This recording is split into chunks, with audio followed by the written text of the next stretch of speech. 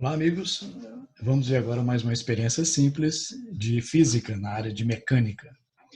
Nessa experiência que iremos ver agora, nós iremos tratar da lei da elasticidade de Hooke, né, que envolve materiais que esticam, né, que têm flexibilidade, molas, etc. Vamos usar uma régua e alguns materiais bem simples, né, como um apoio, um gancho, né, pode ser até um prego também na parede, e um recipiente.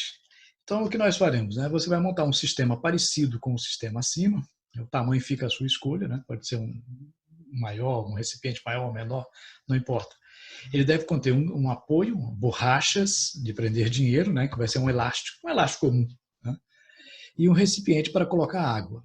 Observe que à medida que colocamos água no recipiente, né, a borracha vai esticando, e se precisar pode colocar mais borrachas, né? E nós observamos que há uma variação devido à força, peso, né, da água que está sendo colocada.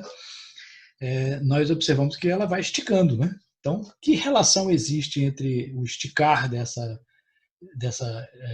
desse elástico, né, com o peso de água que é colocado? Então, utilize uma régua milimetrada para medir os diversos comprimentos, né, do elástico. Iremos relacionar o comprimento inicial do elástico com a quantidade de água.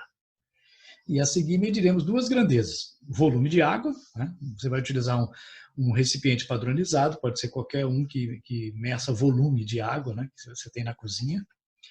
E a variação, até mesmo um remédio, né? Tem remédios que têm um volume padrão, então você pode colocar aqueles padronizados, né? E a variação de comprimento do elástico. Qual é a relação entre ambos? Discuta com o seu professor sobre a lei de Hooke, né? Que essa lei de Hooke relaciona em molas e elástico, né? Quando você aplica uma força, essa chamada força elástica, que vai esticar esse material, é uma constante vezes a variação do comprimento dele em relação à posição inicial, né? Sem nada, sem nenhuma força. E esse K chama-se constante elástica, né? E o nosso objetivo, um deles é determinar essa constante. Então, você vai colocar 10 medidas crescentes de água, né? Pega uma quantidade, marca lá 10 mililitros, 20 mililitros, e vai colocando essa quantidade. Lembrando que cada mililitro é aproximadamente 1 grama, e o que corresponde a 1 grama força. E com a régua você vai medir as variações de comprimento do elástico em centímetros. Você pode determinar essa constante elástica K e vai expressá-la em grama força por centímetro. Lembre-se que se você colocar 10 gramas, são 10 gramas forças de peso, né? Então, essa força é em grama força, o delta X é em centímetros e você vai determinar o K em grama força por centímetro. Okay? Para isso, você vai registrar em uma tabela, né, os valores. Inicialmente, na primeira coluna, a numeração da medida, nós faremos 10 medidas. Na posição X, nós vamos ver a variação do comprimento do elástico, sempre em relação ao inicial, né? Primeiro você mede o tamanho do elástico sem colocar força nenhuma, sem água nenhuma. E depois vai medindo as variações, né? Delta X. Né? E na terceira coluna você vai colocar o peso, né, da água que foi colocado lá. Esse peso vai ser sempre em grama força. Né? E iremos com esses valores, vamos construir um gráfico colocando o peso da água adicionada, em grama força, na vertical, e a variação do comprimento do elástico na horizontal. Você vai medir a variação do elástico e colocar no eixo X. Né? E lembrando que nós temos que registrar essa atividade também em um relatório. Né? Então, você vai construir um relatório científico de forma que ele responda à pergunta, né, que se quer. Qual é o valor médio da constante elástica deste elástico? Né? Poderia ser uma mola, né? Elástico aqui, né? Vai ser em grama força por centímetro. Né? Então, vocês vão ter, teoricamente, a relação entre força e delta X é constante, mas vocês vão ver que tem algumas variações.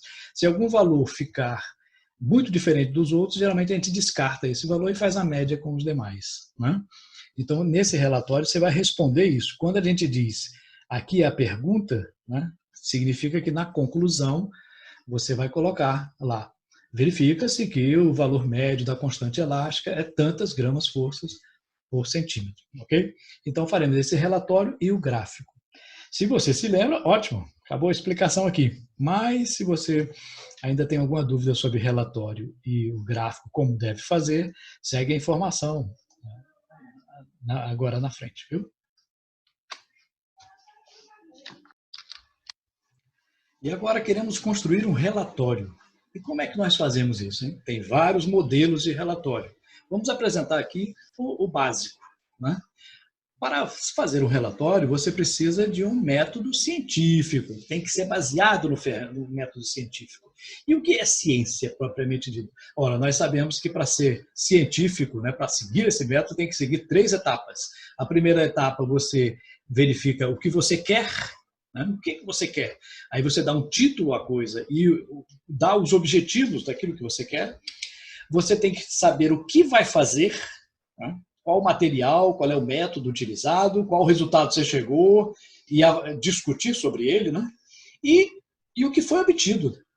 Então, nesse experimento foi obtido o quê? Aí você vai chegar a alguma conclusão e dar as referências necessárias. De uma forma geral, né, a ciência é baseada nessas 3 etapas. A primeira, tecnicamente, a gente chama de hipótese, né? Uma hipótese que foi criada. Eu acho que é isso, vamos verificar. O que fazer? Vamos fazer uma análise, vamos fazer uma pesquisa e, finalmente, você chega a uma conclusão. Então, baseado nessas 3 coisas, você pode fazer o seu relatório. Como exemplo, nós temos um relatório aqui em que, com os tópicos principais, né? Primeiro, não esquecer que nós temos que dar o título e o objetivo nesse relatório. E, geralmente, ele é numerado, então não esquecer a numeração do relatório. No título, né, nós vamos colocar o quê? No título, você nunca deve usar um verbo no infinitivo. Então, nunca comece com o título do relatório, determinar a velocidade média. Não, nada disso. Você coloca de outro jeito, você bota determinação da velocidade média, análise da temperatura, avaliação de um procedimento tal. Então, nunca começa com o verbo no infinitivo. Já o objetivo é o contrário. Você sempre usa o verbo no infinitivo, né? Aí como é que eu vou colocar? Analisar, avaliar, determinar, né? Então, o título você bota de um jeito sem verbo e com o verbo no objetivo. Lembrando sempre de nunca usar a mesma raiz da palavra nos dois. Não pode ser a mesma. Eu não posso botar determinação da velocidade, objetivo, determinar, repetindo a mesma raiz da palavra? Nunca deve fazer isso. Já numa segunda etapa, né, etapa 2, você vai registrar no seu relatório material e métodos, resultados e discussão, né? Nessa primeira parte, você vai colocar o quê? Você vai listar os materiais utilizados, contendo a precisão de cada um desses materiais. Então, por exemplo, se você usou uma régua, qual é a precisão dela? 1 milímetro? 1 centímetro? 0,1 milímetro? Tem que colocar lá. E vai colocar também a metodologia, você vai descrever a metodologia utilizada detalhadamente, passo a passo. Porque, lembre-se, você faz um relatório para os outros e não para si mesmo, né? Nos resultados, você vai listar esses resultados todos, tudo que foi medido tem que estar aqui, tudo que foi calculado tem que estar aqui, e comentá-los também. E lembrando que essa parte, né, importante lembrar, essa é a parte mais extensa de um relatório, né, pois detalha o que foi realizado. Ou seja, um relatório, né, nessa parte aqui, não pode ficar nada abreviado, né? Tem que estar bem descrito, né, nessa metodologia e nos resultados obtidos. E, finalmente, na terceira parte, você vai concluir o seu trabalho, dar as referências e a identificação. Lembrando que, na conclusão, né, você vai finalizar de forma objetiva. Então, nunca coloque uma conclusão muito extensa. É bem... O resultado, na hora de fazer a conclusão, olhe para o objetivo. O objetivo é a pergunta e a conclusão é a resposta. Então, ela tem que ser bem objetiva mesmo. Tá? E nunca coloque conclusão, conclui-se que... Não. Você bota verifica-se que, ou usa outras palavras, mas não usa a mesma palavra ligada ao título daquela atividade. Na referências, você vai indicar a fonte de informação para o experimento, né? De onde você tirou a informação? Foi uma pesquisa em um livro de análises, foi um professor que passou uma atividade, daquela disciplina, você vai indicar de onde você tirou a referência para aquela atividade científica. E, finalmente, embaixo, você bota a identificação de quem realizou o experimento, a data e a assinatura, identificando quem fez este relatório. Ok? E aí, se você precisar construir um gráfico, né, é claro que o professor vai orientar você, mas aqui vão algumas dicas importantes. Primeiro que existem um monte de tipos de gráficos diferentes, né? E nós faremos os gráficos da física de uma maneira um pouco mais condensada, né? Vejamos aqui, não pode faltar num gráfico de jeito nenhum. O que é que não pode faltar num gráfico? O seu gráfico não pode faltar o título, né? Tem que ter um título aqui em cima, curva de aquecimento, tal, curva de velocidade, etc. Não pode faltar as grandezas, né? Uma grandeza Y, aqui ó, na vertical, com a unidade que você tem que colocar. Não pode faltar a grandeza na unidade no X, né? Aqui a independente, aqui a dependente, aqui a independente, né? O X é independente e o Y é a dependente. E também não pode faltar de jeito nenhum uma tabela com os dados das medidas que foram realizadas, né? Então, nessa tabela, né, pode ser uma tabela simples como essa, ou mais complexa, depende do tipo de experimento. Não pode esquecer as unidades, você coloca as unidades aqui em cima, né? E não precisa repetir a unidade, que muita gente às vezes faz isso. Não, bota lá em cima a grandeza e a unidade, a grandeza e a unidade. E o seu gráfico vai ficar com a tabela confiável, né? Um exemplo de gráfico que a gente nunca pode esquecer, né, é que, embora tenha vários tipos, né, não deve esquecer no gráfico o seguinte: todo gráfico tem os seus eixos. Então você vai ter que fazer um eixo Y, um eixo X, né, para essas duas grandezas. Não pode faltar também, né, uma escala, né? Observem que você vai traçar o gráfico, mas essas escalas aqui precisam ser organizadas, de tal maneira que você ocupe aqui pelo menos 2/3 do espaço que você dispõe. Se você fizer um gráfico em que utilize somente um pedacinho pequeno aqui do espaço, está errado, né? Não pode. Ele tem que ocupar pelo menos 2/3 desse espaço aqui. E para isso você precisa, né, registrar as grandezas. Agora, como a maior tarefa de um gráfico é dividir, fazer essa escala aqui. Porque você tem uma tabela de dados, mas essa tabela de dados ela pode ter valores quaisquer, né? Pode ser 0,001, como pode ser 1 milhão. Né? Como é que você vai dividir nessa escala?